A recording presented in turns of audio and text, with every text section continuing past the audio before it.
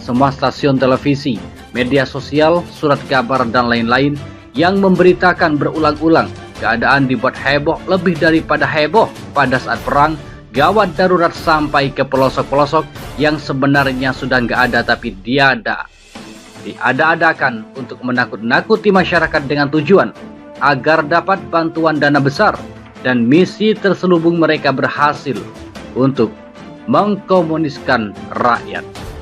Apakah masih ingat kasus kematian misterius ribuan atau 896 orang petugas KPPS dalam pemilu tahun lalu? Apakah heboh? Kematian yang besar itu tidak heboh karena media sudah dikuasai mereka. Sadarlah wahai para ulama, ustadz, kiai, umat Islam bahwa mereka telah menjalankan misi dengan cara sebagai berikut. 1. Masyarakat dan para tokoh agama ditekan, diintimidasi, dipaksa dengan segala cara agar mengikuti imbauan mereka. Padahal ada misi rahasia dari sebuah konspirasi Cina komunis yang didukung Yahudi untuk menghancurkan tali silaturahim dan peribadatan umat Islam. Dengan dalih memutus mata rantai virus corona, padahal di Wuhan, Cina sebagai awal penyebaran virus sudah aman dan virus corona bukanlah virus yang terlalu membahayakan manusia. 2. Ekonomi sengaja dinaikkan, listrik yang satu diturunkan, yang satunya dinaikkan. Sampai kapan rakyat akan tinggal diam? Kemana wakil rakyat? Tidak membela rakyat, justru membantu menindas rakyat. 3. Bahan sembako melonjak dengan alasan tidak ada barang masuk sebab pelabuhan ditutup.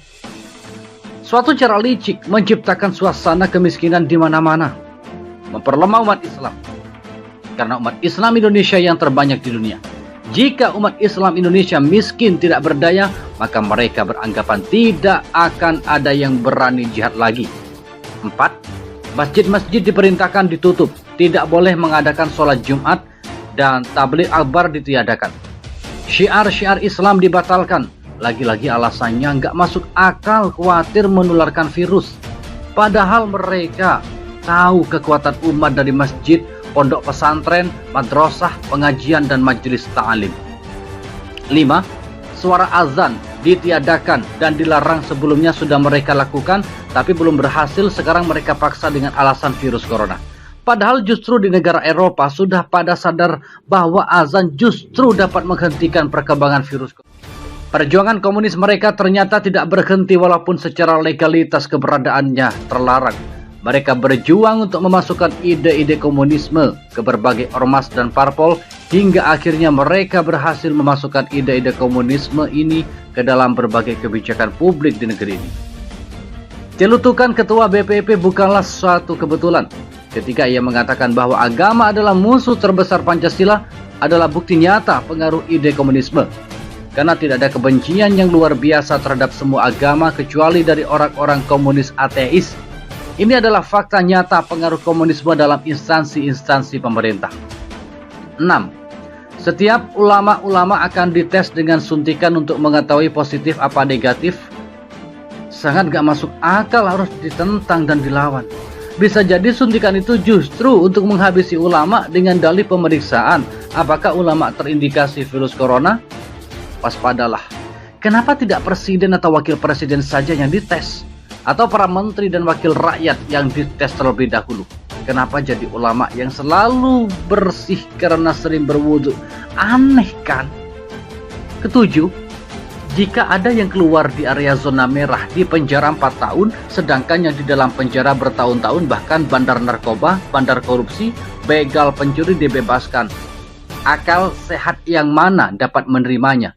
Apakah penjara sengaja dikosongkan untuk menampung para ustadz dan ulama yang berani melawan pemerintah?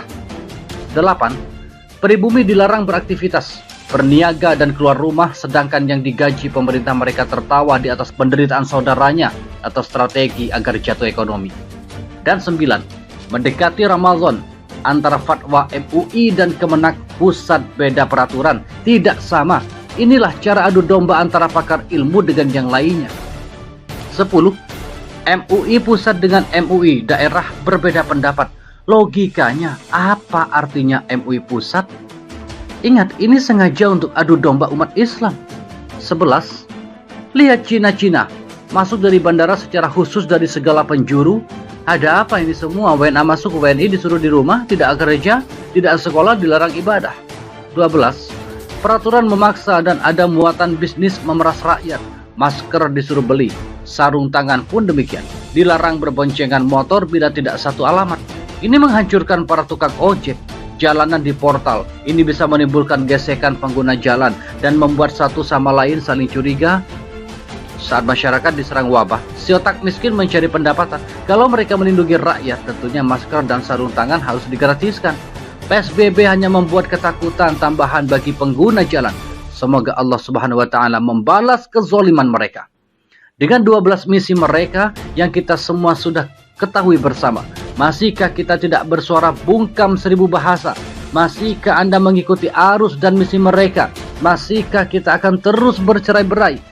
Sampai kapan kita diam? Jumlah kita lebih banyak. Apakah seperti buih di lautan? Kasihan